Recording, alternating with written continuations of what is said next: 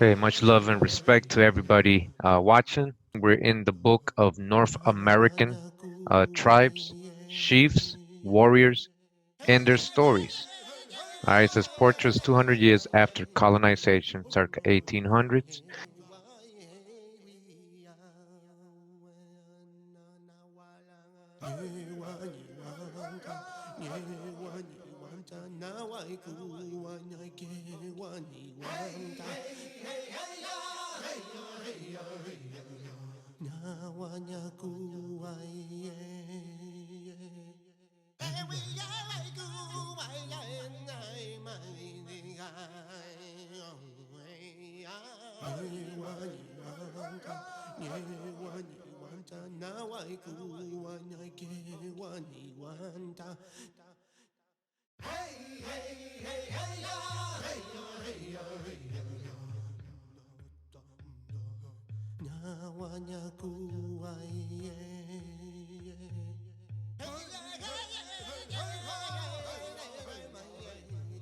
At the North American Aboriginal Society. It says one nation, many tribes. All right. So much love to them for sharing this and putting all this together in one book, so it's easier for everybody to just to have access to and share it with their loved ones and for educational purposes as well. All right, it's a lot of good info here, not just image, so it's something very useful. All right. All right, so remember, we're still in the book of North American tribes, chiefs, warriors, and their stories. And again, this book has a lot of good info, not just images. This is just another section right here. Indian agents, USA and Canada. All right, it says USA in the United States history, an Indian agent was an individual authorized to interact with American Indian tribes and First Nation band governments on behalf of the government. Indian agents, the federal regulation of Indian affairs in the United States first included development of the position of Indian agents in 1793 under the Second Trade and Intercourse Act, or the Non-Intercourse Act. This required land sales by from Indians to be federally licensed and permitted. The legislation also authorized the President of the United States to appoint such persons from time to time as temporary agents to reside among the Indians and guide them into acculturation of American society by changing their agricultural practices and domestic activities. You see, so these agents were really what we, when we saying, oh, this dude's an agent, so these dudes were really agents. Like they were really up in there, again, to try to make you, the Indian, right, to guide you, it says here, into acculturation of American society by changing your agricultural practices that you had and your domestic activities. You're not an Indian anymore. You got to follow what we do. Eventually, the U.S. government ceased using the word temporary in the Indian agent's job title. And it says here, continues Indian agents in the United States, 1800s to 1840s, and it tells you the history. All right, I'm not going to read it, but make sure to take the time to read this on your own. Indian agents in the mid-late 19th century. All right, and it discusses that. And it does give you right here, down here, says notable Indian agents. It says when Theodore Roosevelt reached the presidency at the turn of the 20th century, the Indian agents that remained on the government payroll were all replaced by school superintendents. You see that? They became the school. So these agents, so that is the history of school superintendents. They were Indian agents first. Why? Because then they put you in these missions, right? They try to make you forget all your ways, all your culture and everything, and assimilate you into American society. So eventually that title of Indian agent changed into school superintendents. You see this? And it gives you right here some notable Indian agents. Again, Charles Adams says here, Indian agent for the Utah Mountain Agency. So you can dig on all these people right here. All right. Were they traders? Were they just trying to have a job and live their lives? I don't know, but would I want to be an Indian agent? Would I do this to my people? Was this a survival tactic, or were these people just straight up, didn't care about anything but themselves? Or were they forced into this? There's a lot of history behind, can't judge, but I guess here you go to get the background on all these people. All right. And it talks about Canada and the Indian agents. All right. Now, this part right here, also in this book, talks about the Indian Treaties and the Removal Act of 1830. All right, and it gives a lot of information. Just real quick, the U.S. government used treaties as one means to displace Indians from their tribal lands, a mechanism that was strengthened with the Removal Act of 1830. In cases where this failed, the government sometimes violated both treaties and Supreme Court rulings to facilitate the spread of European Americans westward across the continent. You see, they didn't follow their own treaties. They didn't care. They just go and take over a whole settlement, murder everybody. As the 19th century began, land-hungry Americans poured into the background of the coastal South and began moving towards and into what would later become the states of Alabama and Mississippi. Since Indian tribes living there appeared to be the main obstacle to westward expansion, white settlers petitioned the federal government to remove them, although Presidents Thomas Jefferson and James Monroe argued that the Indian tribes in the southeast should exchange their land for lands west of the Mississippi River. They did not take steps to make this happen. Indeed, the first major transfer of land occurred only as the result of war. All right, so it goes into it really much. So, and it gives you some of the tribes that had to go through this, all right, that we know of. Under this kind of pressure, American tribes, specifically the Creek, Cherokee, Chickasaw, and Choctaw, realized that they could not defeat the Americans in war. The appetite of the settlers for land would not abate, so the Indians adopted a strategy of appeasement. They hoped that if they gave up a good deal of their land, they could keep at least some part of it. The Seminole tribes in Florida resisted in the Second Seminole War and the Third Seminole War. However, neither appeasement nor resistance worked. All right, so there's a lot of good info here for you guys to go over. And then it talks about the Dawes Commission and the Dawes role.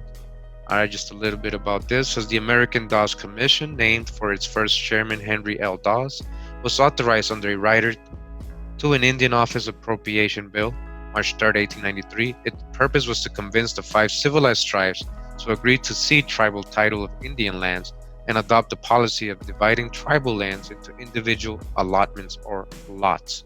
That was enacted for other tribes as the Dawes Acts of 1887.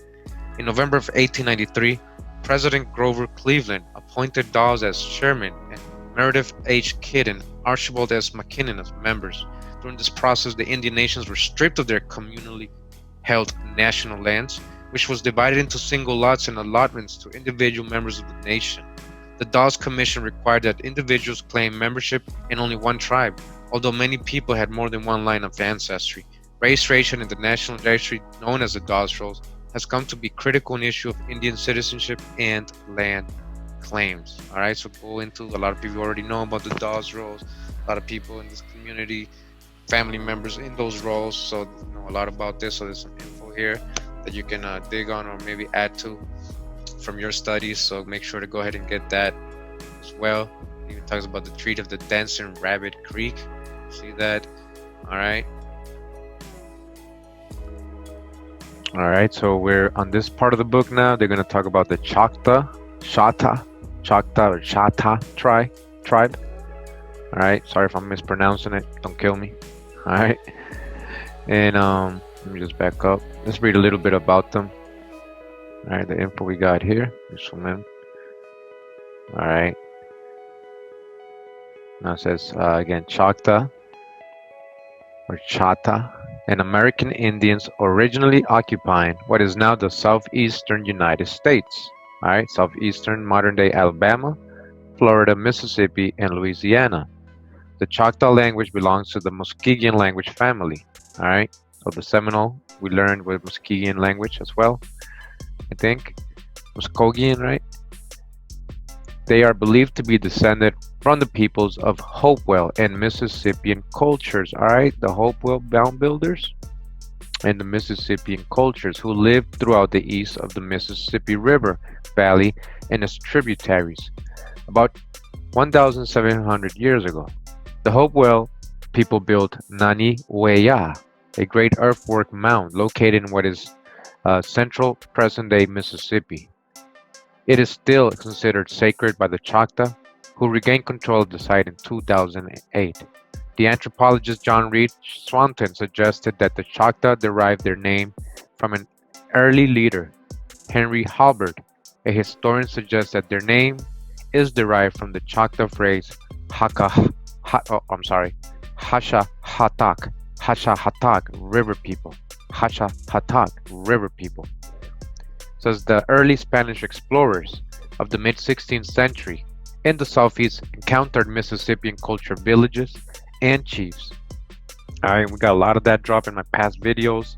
All the Spanish that were exploring the North America and their little settlements that were doing there. Well, the ones that were able to do little settlements, most of them were just on the move, traveling through there on slave raid expeditions. Remember? These so-called exploration expeditions were really slave raid expeditions. They were looking for servants and trying to look for labor. All right, so it says the Choctaw coalesced as a people in the 17th century and developed three distinct political and geographical divisions: Eastern, Western, and Southern.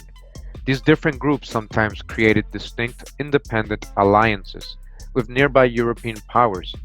These included the French, based on the Gulf Coast and in Louisiana Territory, the English of the Southeast, and the Spanish of Florida and Louisiana. During the colonial era, during the American Revolution, most Choctaw supported the 13 colonies. During the American Revolution, most Choctaw supported the 13 colonies, bid for independence from the British Crown. They never went to war against the United States, but they were forcibly relocated in 1831 and 1833 as part of the Indian removal in order for the U.S.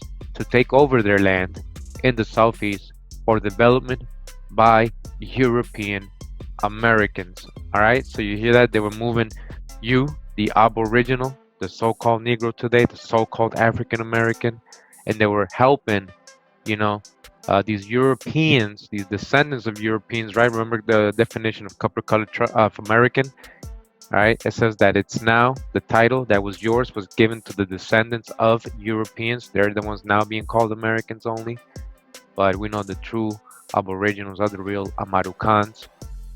All right, so they were helping. It was a whole project to make sure that it was white Europeans and and you know what? It doesn't even say white over here. It could have been even the so-called black Europeans, But as long as they weren't Indian, they just wanted to take it all, the land. They wanted to develop land. They wanted to make business. All right. Just read a little bit. Here it says the 19th century, prior to the removal, the Choctaw were classified by European Americans as one of the 5 civilized tribes. All right, because they adopted numerous practices of their United States neighbors. The Choctaw and the United States, U.S., agreed to 9 treaties. All right, 9 treaties with them in the United States. By the last 3, U.S. gained vast land cessions. They removed most Choctaw west of the Mississippi River to Indian Territory, sending them on forced migration far from their homelands. The Choctaw were the first American Indian tribe to relocate under the Indian Removal Act. Some U.S. leaders believed by reducing conflict between the peoples, they were saving the Choctaw from extinction. The Choctaw negotiated the largest area and most desirable lands in Indian Territory.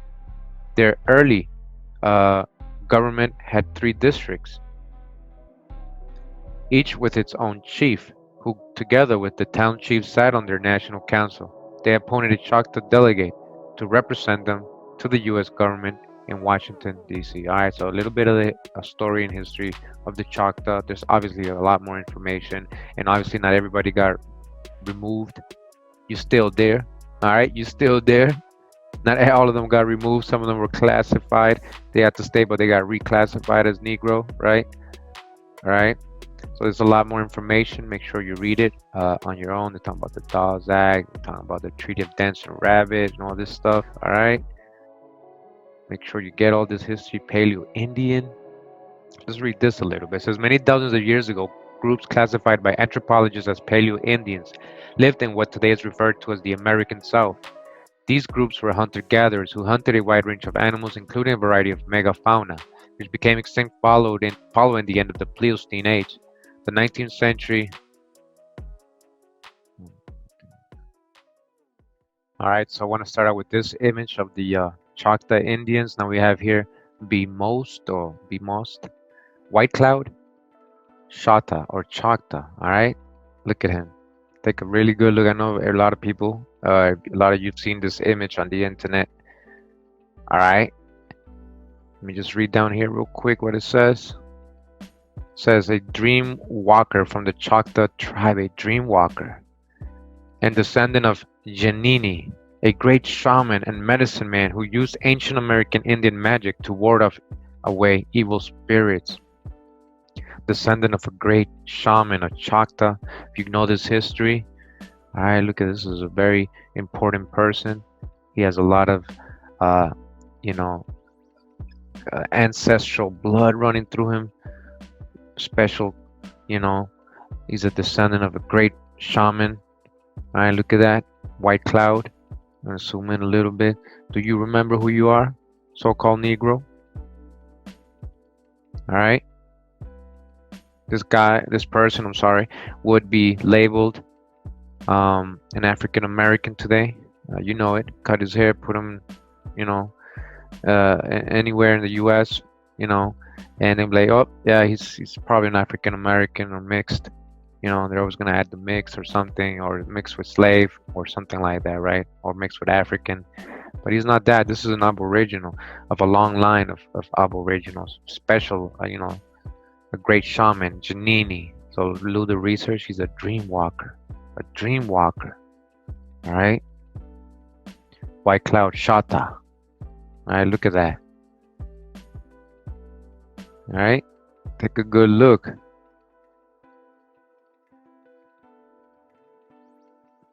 All right.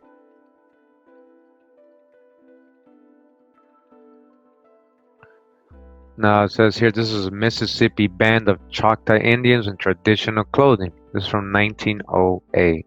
All right, so Dutch to hijack, what the prejudices and all that. You know, we got to prove all that. You know, was there mixing? Was there not? All right, let me just zoom in.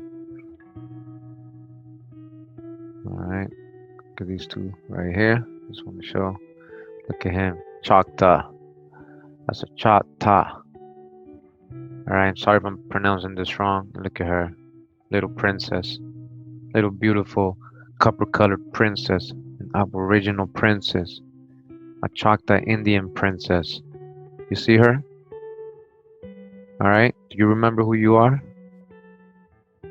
That might be her dad. Looks a little bit like him. Alright, these are American Indians. These are not mixed with African. These are not mixed with slaves. All right, 100% Indians in the Mississippi area, Mississippi band. All right, these are the rest of them. All right, Dutch the hijack. All right, now you see these two. All right, these are American Aboriginals from the Southeast United States.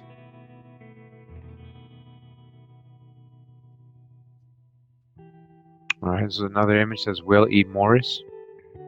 All right, Will E. Morris. And it says, around here it says, Choctaw man in traditional clothing playing ceremonial drum. All right, Willie E. Morris. Then we got this guy right here, Choctaw silversmith Hickman Thomas playing the violin. Hickman Thomas. Now you put this guy, again, change his whole clothes up, put him in a group of other copper-colored people, other aboriginals, and you wouldn't know he's a Choctaw Indian. You wouldn't even say, oh, he's Mongol. You wouldn't say none of that. All right? Look at him. Do you remember who you are? Violin. He's playing the violin. It's classy. All right? He knows how to play the violin. Just back up. All right. This is another Choctaw. It's a Choctaw man traditional clothing. All right. Choctaw man in traditional clothing. Now, take a very good look at this image right here. You've probably seen it around the internet here and there. A lot of people sharing it. Now it says this is the Choctaws of Amity, Louisiana, or Amite, Louisiana. All right, Choctaws of Louisiana. Look at these aboriginals. All right. and they have the same like features and phenotypes. I showed you those guys on the horse in my very first video, right? They had the long hair, looked like they had a perm, but they had the same features as these people. You know, this is what they're gonna call what, that astroloid look or that astrolite feature. But this is aboriginal. This is Amarukans, Amarukans. All right, Americans. You see that? Do you remember? You remember your grandma? Say, hey, I'm Choctaw. Hey, I'm Cherokee. Hey, do you see? These aren't Africans. These are not runaway slave descendants. These are not free people of free slave descendants. None of that. This ain't people who got off boats and coming from Africa anywhere. These are aboriginal to America. These are Choctaws. All right. Now let me just read the information right here. It says Melinda Tom Mason, which is in the middle. It says so she's Melinda Tom Lawson. Was born in 1853 in Clinton, Louisiana, and died in 1934. Both parents were full-blooded Choctaw. All right? All right? She's a full-blooded Choctaw. Both her parents are full-blooded Choctaw. That makes her a full-blooded Choctaw Indian. There's no mixture here with Africans or anything like that. All right? Choctaw. An aboriginal. Right? Pictures they never showed you. Did they ever show you an Indian like this in school? Did they ever show you any Indians like this in elementary school? Or in movies? Or anything like that? Alright? I bet you 15, 20 years ago, this picture would have surfaced, and it probably did. They would probably say, these are African Americans, or freed slaves, or mixed Indians, or an Indian with African ancestry. But these are 100% full Choctaws, Indians, aboriginals, not Africans. All right, let's go back to the words down here. It says the nation of Choctaws began moving into Louisiana after the settlement of New Orleans. They came at first temporarily and later permanently after their territory east of the Mississippi had been ceded to Great Britain. It says picture left to right. All right, daughter Ida Daniel Lawson Melinda, his daughter, right? Tom Lawson, Melinda Tom Lawson in the middle, and then daughter Emma Britt. So those are her two daughters. All right. See how this one looks a little different, but that's her daughter. All right. The Choctaws of Amite, Louisiana. Again, we look different. There was different, there was in the tribe, in the same tribe, same people. There was a lot of different phenotypes, very looking, different looking complexions. Were the shades were a little bit different sometimes, but these were all the same people. They were in the same tribe.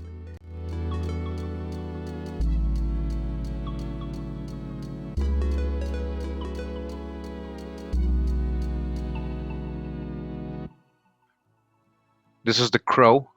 All right, the Crow, and again, he has so much info on each tribe. Just for example, here it says the Crow, whose autonym is Apsaluki, also spelled Absaroka, are indigenous peoples living primarily in the southern Montana. Today, the Crow people have a federally recognized tribe, the Crow Tribe of Montana, with an Indian reservation located in the south-central part of the state. The Crow are a Plains tribe who speak the Crow language, part of the Missouri River Valley branch of Siouan languages. Of the 12,000 enrolled tribal members, an estimate 3,000 spoke the Crow language in 2007. In historic times, the Crow lived in the Yellowstone River Valley, which extends from present-day Wyoming and through Montana and into North Dakota, where it joins the Missouri River. All right, so it goes in very deeply. Go ahead and take the time to read this. It tells you, look, enemies and allies, historical subgroups, all right, gradual displacement from tribal lands, a lot of info, Crow tribe history, chronological record. All right, you can pause this if you want, if you don't want to take the time to read. All right, but yeah, I would recommend you go, because if I read all this, it would take hours, but just want to go ahead and get to the part with the images. All right, so we got the first image here. All right, just want to go ahead and say this is Crow Indians, Mo Mook Pitiche, Tin Belly leads the old dog, and this is from 1873. That was their names. All right, I just want to zoom in so you see these two people right here. I know a lot of people's gonna be like, well, what's up with their hair? All right, but you gotta dodge the hijack again. All right, just look at them. They're darker than a lot of people who calls them Mongols, and that's the irony. Now we got this one looks a little bit different, right? But that's the thing about these tribes. Not everybody looked the same, but they were a part of one tribe. So these must be like 2 or 3 different chiefs, all right, from the Crow. But you can see these two. Those are so-called Negroes to me. All right. Dodge the hijack with the hair. All right.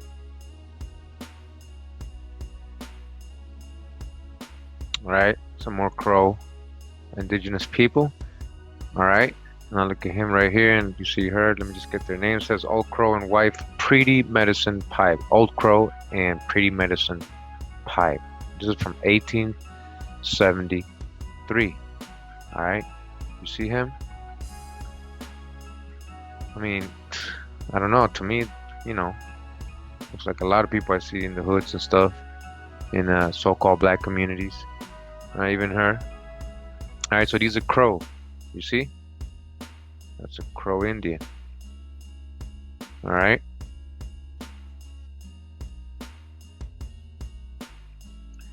This is another image. Says Iron Bull and wife from 1873. This is Iron Bull. Let me just zoom in into Iron Bull. All right, that's Iron Bull.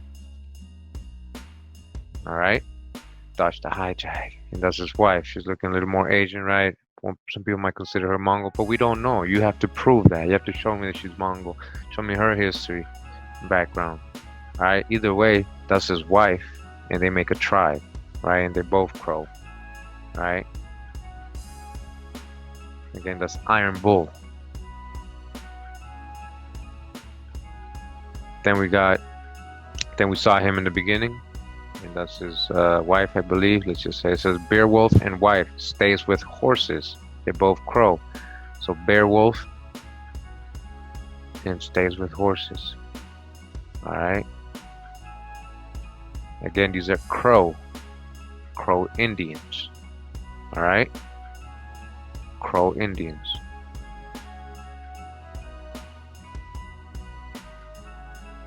Got another one here. Another Crow Indian. It says Kamne Batse, aka Blackfoot, and his wife. So him, right? And his wife from 1873. These are also Crow Indians. Now I just want to go ahead and show you. Let me just zoom out. It's a group picture. It says Apaluki Crow delegation to Washington, D.C. in 1873. All right. Just going to zoom in to some real quick so you can get a perspective. All right. Let me just close this. All right. So we got these two right here. Just look at that. Don't tell me those ain't two so-called Negroes right there. All right. You see his complexion a little lighter. You see them too. All right. Those are what you would call black people. All right. Dodge the hijack. This is indigenous aborigine Crow people. All right. That's the lady again we just saw. Now look at the difference. Now look at this European. Right. Look at him. Look at his complexion. Look at hers. All right. I mean, look at the difference. All right. And then keep going. Oh, here we go again. Look at him and look at this European. I mean, look how dark he is. So you're gonna say, oh, he's a Mongol because he has long hair? Because what I'm saying is a lot of the so-called black people in America, they're light skinned, they're brown, what you would consider mulatto or whatever. But you see this person right here, you might consider him a Mongol, but he's really dark. I mean, you cut his hair, you put him in the hood, you wouldn't even know the difference. And we got another one right here, right under him. All right, there's two brothers. All right, with their wife again, the squaw. Another one right here. So again, these are the crows. All right, crow Indian. You see a lot of them look different. You might call them half-breeds or mixed, but you don't know that. You have to prove that. But either way, these are one tribe. All right, and you see these contain people who you would consider so-called Negroes. You know, dot your own hijack again. We're gonna continue. All right, another image here, another group of Crow Indians. All right, you can see here. Let me zoom in again. All right, you see him. All right, look at this brother right here. You can't say that's not a black man. Look at him, right here. All right, you can even see how darker he is than this person right here. All right, again, you know, misconceptions and prejudices and all that. You gotta drop that because you gotta prove what you're saying. You know, so this is America. America's the true old world. Many phenotypes, many nations. It was, I guess, you know, a lot of mixture, but we can't just generalize. All right, in all these pictures and in groups of pictures where you would say there's some Mongols, don't discount any of these other people. All right, these could be ancient ancestors. You know, that you mix with too as well, you know, that you have in your blood, your DNA, genealogy. All right.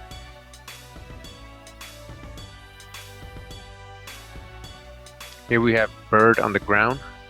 This is a picture labeled the North American Indian, Cambridge, Mass. Apsaruki. Obviously, I don't think they're in Cambridge, Mass, but the picture of the people that made this was there. This is from 1909.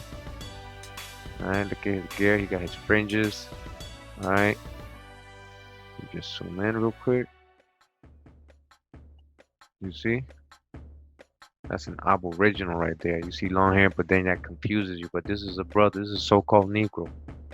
You wouldn't even be able to tell the difference if he was wearing regular clothes, he had shorter hair, and he was next to other so-called Negroes. You wouldn't even know. Your mind wouldn't even say Mongol. Alright, you're just so accustomed to say Mongol when you see long hair. Alright, but this is an ancestor. This is an aborigine. Alright, another crow, I believe. The Atsaruki. Alright. This is him again. Alright, that's him again here on a horse. Pimped out on the horse. Even his horse got gear. Some fringes on. That looks like a little star here, right? And that's him again, his horse. Alright. G'd out. Now we got two crow warriors, it says here. Let me just zoom in. Look at that. Look at him. That's an aboriginal crow right there. That's his partner down here. You might call him a Mongol, but he's very dark skinned. Alright, two crow warriors. There you go. And their fringes, and their American indigenous gear. Alright? Just look at his hands, how dark they are. And, you know, you see the Masons wearing these, right? Where do you think they got all that from?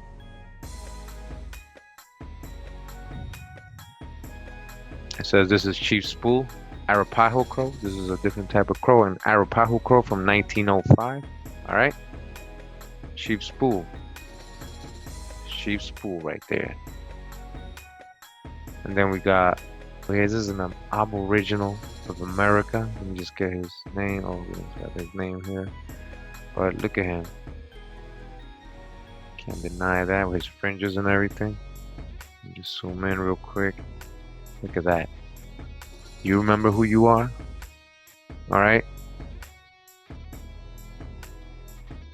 To remember. Alright, so again, this is a crow, an American Indian, what you would consider or call today a so-called Negro. Alright? So he's all decked out with his fringes. Alright. So again, that was the crows, alright? The crows. Look at that. Alright, we got another crow here. His name is Spies on the Enemy from 1899. Alright. Take a look at him and his gear. Look at that. Alright.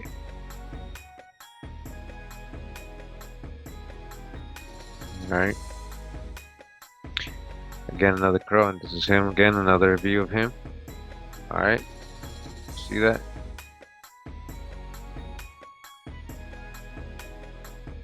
Spies on the enemy. Ceremonial. And then at the bottom we have ceremonial clothing, crow, absorki, absoluka. Alright. So ceremonial clothing, ceremonial, all fringed up, fringes everywhere. Alright. Just zoom in real quick to these aborigines. Alright. See him?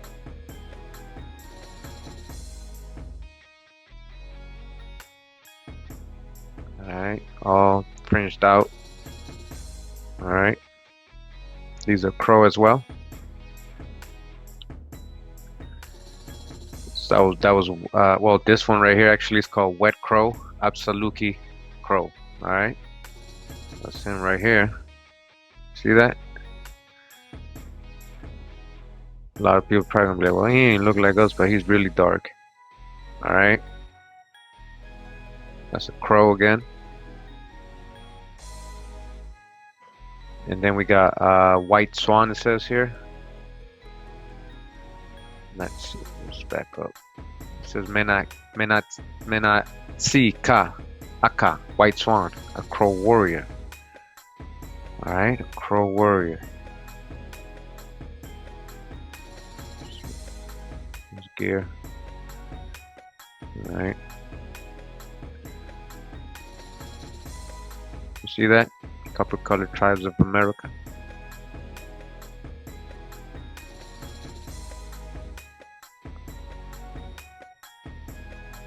Alright, that's him again. Alright, another angle. And we got another crow Indian here. And the name is a little funny, you know, don't laugh, but hey man, hey man, he must be, I don't know, you know, I don't know what the reference is, but take a look at him, this crow Indian. Alright, and his name is Chief Iron Dick. Alright, see that? Alright. Another image right here. Alright, take a look. Look at these two. I mean, you can look at him. I mean, to me, that's, you know, you already know. You know, both look very dark, copper colored. Alright, let me just get the info here. Look at their guns. Alright, look at their gear and everything. It says that these are Stanley J. Morrow, portrait of the Warrander and son of crows. Breast, it says breast warriors of GV or Gross Ventries. That's another tribe, Crow, 1870. Alright. And we got this other image right here. Alright, check it out. Alright. Got their guns too. It says this is Energy, Searcher, and Lean Man. Gross Ventures warriors, crow, the crow type, you know, Gross Ventures. Alright, you see them? Very copper color. I know I've seen this image a lot before of him, and he's very dark, you know. Alright.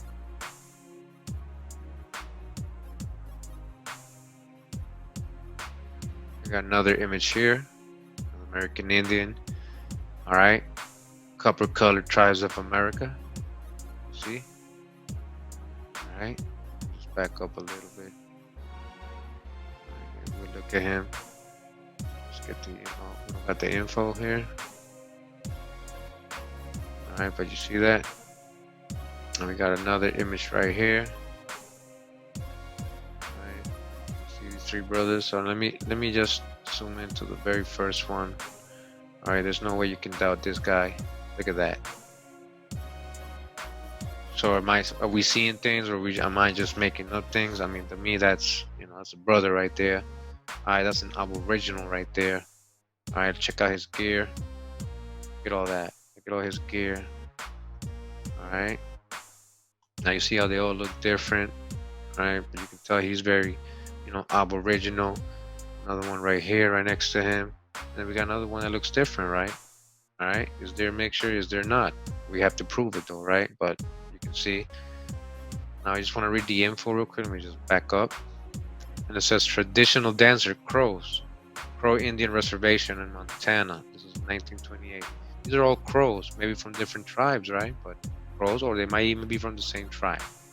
All right.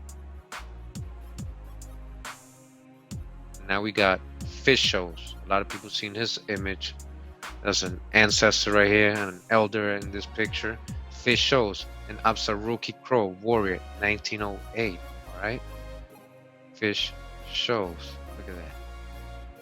All right. Dodge the hijack. Dodge your own hijack. All right. When you're labeling these people. And this is fish shows right here, black and white. The very first one right here. Some other ones right here. All right. Again, dodge the hijack. All right. So it says Crow Indians left to right. Old dog. Gray bull goes ahead and wolf lies down. All right, because that's not him then. That's a different one.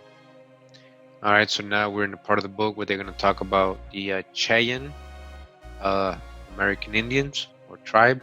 The Cheyenne aboriginal tribe. All right. So real quick, a little bit of the info about the Cheyenne, just in case, overall. Now it says the Cheyenne are one of the indigenous people of the Great Plains, and their language is of the Algonquin language family. All right. The Cheyenne comprise two American Indian tribes, the Choctaw or the Choctaw, more commonly spelled as Sutai or Sutaio. That's Sutaio, is that Taino, Tai, and the Tetsetsehestahisi, also spelled Titsistas. These tribes merged in the early 19th century. Today, the Cheyenne people are split into two federally recognized nations: the Southern Cheyenne, who are enrolled in the Cheyenne and Arapaho tribes in Oklahoma, and the Northern Cheyenne, who are enrolled in the Northern Cheyenne tribe of the Northern Cheyenne Indian Reservation in Montana. At the time of their first contact with the Europeans, the Cheyenne were living in the area of what is now Minnesota. At times they have been allied with the Lakota and Arapaho, and at other points enemies of the Lakota. Alright, so it's info on the Cheyenne. Again, get the info on your own when you're able to read this. Alright. Now we're going to talk about, okay, it says Chief Little Wolf. It says here. Alright, now it says Chief Little Wolf and Chief Duke Knife. Cheyenne, both Cheyenne. Alright. His hat. Almost look like the Russian hats, or like a vest type hat, right? Turban. Alright, and check this out with the cross as well. So a lot of symbols here that you think are from the other side of the world, but they're actually originated here. This is definitely a very dark-skinned person. All right. Again, this is Chief Little Wolf and Chief Duke Knife of the Cheyenne, 1873. All right, 1873. All right, Chief Little Wolf. All right, Chief Little Wolf right here. Let's go to the next image right here. It says right side. All right, from the right side. So over here it says Little Wolf. And then it says in Fort Laramie in May 1868. All right, so through right here. All right. Copper-colored tribes of America. You remember who you are. Copper-colored tribes of America. All right. Just back up a little bit so you can see. All right. Because his complexion, I mean, you can tell. Come on, look. Who's the Snoop Dogg right here? Got that Snoop Dogg kind of look. Look at that. Dodge the hijack. When you're talking about hair, we already read. All right. Look at that. Don't mess around with these three. All right. That's Chief Little Wolf, and it talks about Chief Little Wolf. All right. Gives you a lot of information. It says Little Wolf, sometimes transcribed Okumgache or Okumhakti. More correctly translated, Little Coyote, was a northern Choctaw chief and street medicine chief of the northern Cheyenne. He was known as a great military tactician and led a dramatic escape from confinement in Oklahoma back to the northern Cheyenne homeland in 1878, known as the Northern Cheyenne Exodus. All right, Exodus. Born in present-day Montana by the mid-1820s, Little Wolf had become prominent chieftain of the Northern Cheyenne, leading a group of warriors called the Elkhorn Scrapers. During the Northern Plains Wars, he fought in Red Cloud's War, the War for the Bozeman Trail, which lasted from 1866 to 1868. As chief, he signed the Treaty of Fort Laramie. He was chosen one of the Old Man chiefs among the Council of 44, a high honor in traditional Cheyenne culture. He was also chosen as Sweet Medicine chief, expected to be above anger as well. Oh, I'm sorry, I skipped that. So he says he was also chosen as Sweet Medicine Chief, bearer of the spiritual incarnation of sweet medicine, a primary cultural hero and spiritual ancestor of the Cheyenne. Because of this honorary title, he was expected to be above anger. Alright, no anger, no bad vibes, as well as concerned only for his people and not for himself. We should all be like this. Alright, you're always angry, debating, you're angry at the world, but you gotta try to be above anger. You should only be concerned only for your people and not for yourself. Alright, so it goes on with all his info here. Make sure to get that. Alright, let's just go to the next image. So it says it's Wild Hog and Lame White Man. A Wild Hog and a Lame White Man. Alright, so these are the names. Alright, see this? So, let's real quick get the info. It's Chief Wild Hog and Chief Lame White Man. Cheyenne, 1873. Alright, so let's just get a little close up again. Alright, look at this. Alright, look at that grill right here. What are you looking at? What's up, man? Alright, look at this dude right here. I remember they had relaxers for their hair. Dodge the hijack. They had their own way of straightening their hair and grow it. Alright. You cannot take the cup of color out of these people. Alright. To me, these are like aboriginals. Alright. Aboriginals. Alright. Now we go to the next image. It says Wild Hog, Arapaho, 1873. Wild Hog. Alright. Look at that. Look at this guy. That's a so-called Negro. You can't doubt that. You can say whatever you want and call him a Mongol, whatever, or a mix, but no, this is an aboriginal. Many phenotypes. Alright, many appearances, many types of hair. Alright, that's Wild Hog, 1873. Now I want you to look at this next image. Now look at this right here. Alright. Let's just contemplate a little bit. I want you to look at this person right here. That's your ancestor right there. Alright, let's just stare at it real quick. Remember who you are, man. Look at his feathers. You gotta remember who you are. Right? I think we're only showing Mongols here. You gotta dodge your own hijack. Dodge your own hijack. Let's back up so you can get a good image of him. With his drum. So the Northern Cheyenne chief preparing a ceremonial drum circle. Alright? Look at that.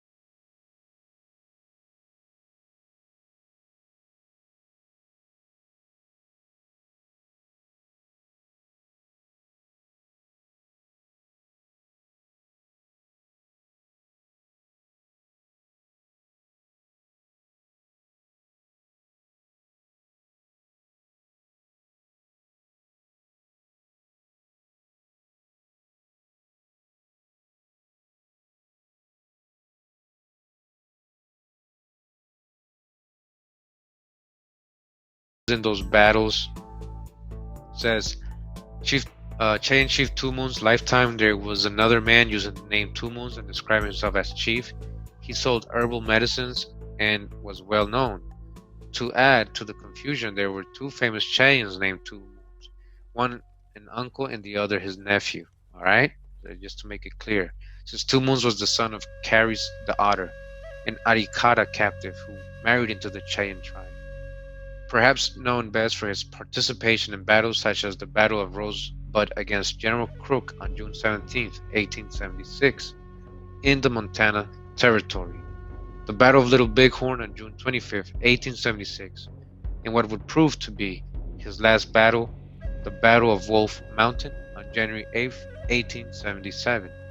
Two Moons' defeat at Wolf Mountain by General Nelson A. Miles led inevitably to the surrender of his Cheyenne band to Miles at Fort Keogh in April 1877. After the surrender of his Cheyenne band, Two Moons enlisted as an Indian scout under General Miles as a result of Two Moons' pleasant personality, the friendliness that he showed towards the whites, as well as his ability to get along with the military. General Mills appointed him head chief of the Cheyenne Northern Reservation. As head chief, Two Moons played a crucial role in the surrender of Chief Little Cole's Cheyenne band at Fort Keogh. So now we got this other image. Let me just back up real quick. It says, four dog men in traditional clothing, Cheyenne dog soldiers. Dog soldiers. Alright, just zoom in on some of them. Alright. So dog soldiers, traditional dog men, dog soldiers. Look at this. Alright.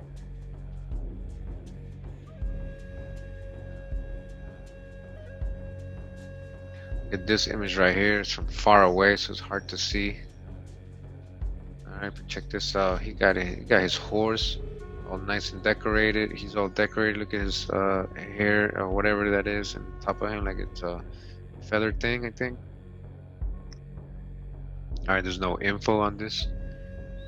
Alright, so we're still in the book of North American Tribes, Chiefs, Warriors, and Their Stories, right? This is the section on the Assiniboine tribe. Not sure if I'm saying it correctly, but this is what we're going to read about right now. So just to get a little bit of info on the Assiniboine, it says here the Assiniboine or Assiniboine people, when singular, when plural, Ojibwe or Assiniboine, Stone Sioux, also in plural, Assiniboine or Assiniboine, also known as the Hohe, and known by the edonym Nakota or Nakota or Nakona, are a First Nations American Indians originally from the northern Great Plains of North America. Today they are centered in present-day Saskatchewan. They have, that almost sounds like Sacsayhuaman, Saskatchewan, Sacsayhuaman in Peru, the real city of David in Cusco. Alright, they sound very similar. They have also populated parts of Alberta and southwestern Manitoba in Canada, and northern Montana and western North Dakota in the United States.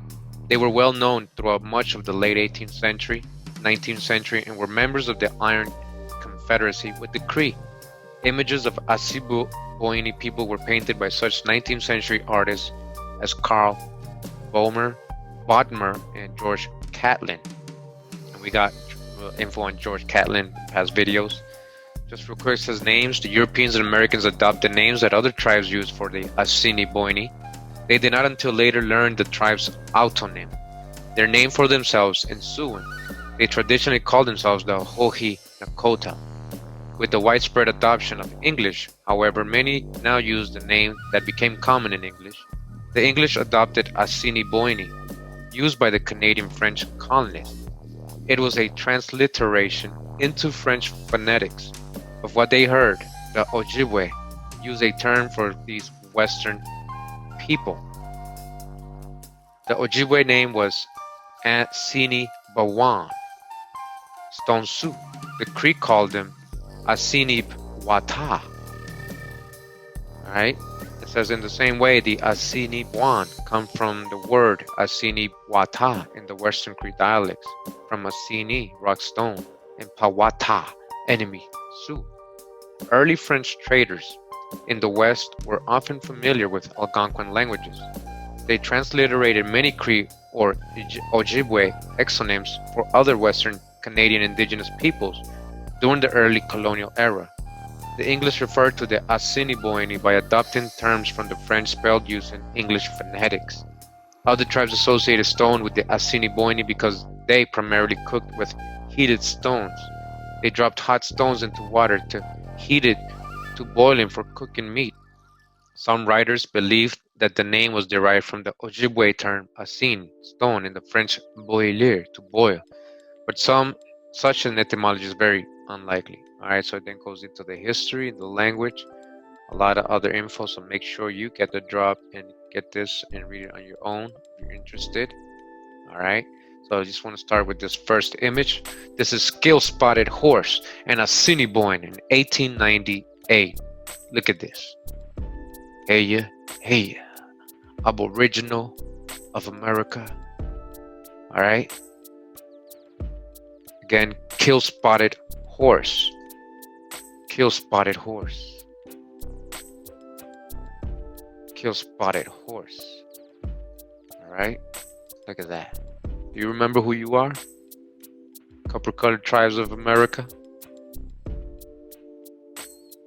Just look at him real quick. Alright, take a good look. He would be called an African American today. Alright, just want to go to the next image. And we got Martin Breaker in Alberta, Assiniboine Stony. This is 1925. Alright, what do you see here? That's you right there.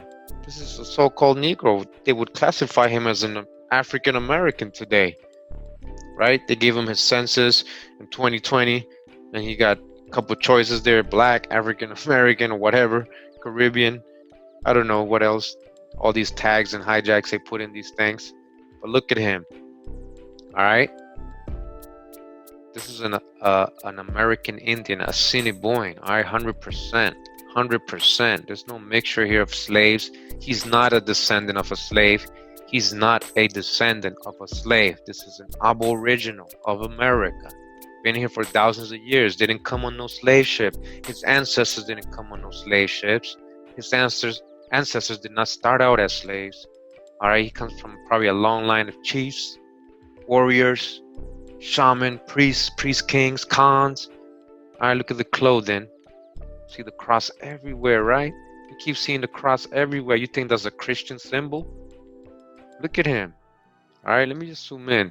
Let's, just remember the ancestor, honor the ancestors. All right, great job of this brother from the North American Aboriginal Societies for bringing these images to us. All right, just remember. Look at this. All right, he looks like somebody I know. Definitely over here in Costa Rica, looks like a friend I know, like so much. All right, what they would call an Afro Costa Rican. Yeah, they would put the hijack here too. They would call him an Afro Costa Rican, but it's not an Afro. It's Aboriginal here from this land, the motherland, the real motherland. All right, the true old world, America. He knows it too. Look at him smiling. Man, I ain't no colored person. Man, I'm not a mulatto. Man, I'm not an African American. I'm an Assiniboine. All right, of the Sioux stock, I guess, right? So we go to the next image. We got Chief Wets It, also an Assiniboine. This is from 1899. Now look at him with his horns. All right, power, the might, the Jahawa. All right, remember James Adair broke that down for us, what the horns meant.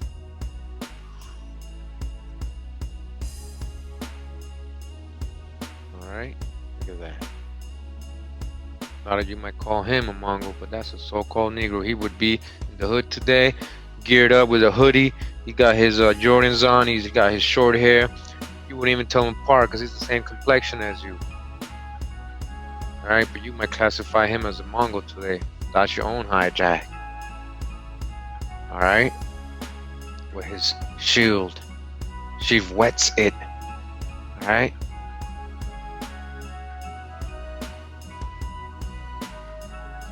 Next image, we got Long Knife with his wife and grandchild. It says here, Assiniboine, also Fort Belknap, Montana, 1899.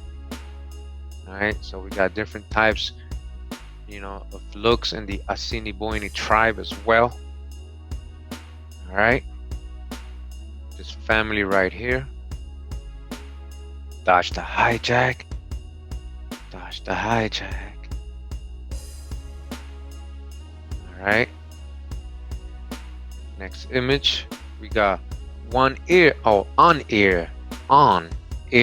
Assiniboine. This is from 1923. This is not that old. Yeah, man, look at this so-called Negro still living in his ways in 1923. Alright, Assiniboine. Alright, let me back up a little bit. You see him on his horse. Alright. Again, you cut his hair, you put him in the hood today, he'd be classified as an African American, but there's nothing African about him. There's nothing Mongol about him. This is an aboriginal. Darker than a lot of people who be calling these people Mongols. That's the irony.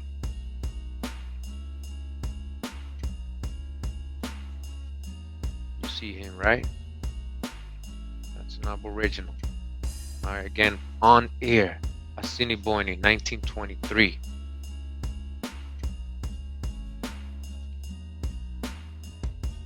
Now we got this other image. Alright, take a look at him. What's up? Look at his hairstyle. Look at that. Alright, here, let me see if there's anywhere. It says Assiniboine man in a traditional blanket coat. Alright. Copper-colored tribes of America. Assiniboine, American Indian in traditional blanket coat with his gun. Alright. He ain't playing, he's ready. Nobody running up on him.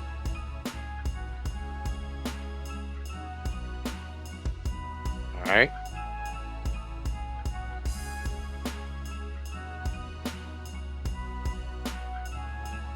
On to the next image, we got John Salter and another Assiniboine Stony. It says 1940.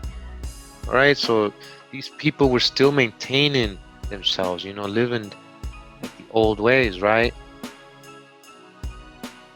Alright, John Salter. That's your own hijack. This ain't no Mongol. Darker than a lot of so-called African Americans.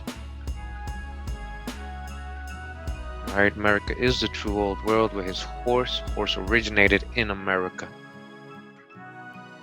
Alright. Try to get a little closer. We got a little blurriness, but alright, you can see. Here.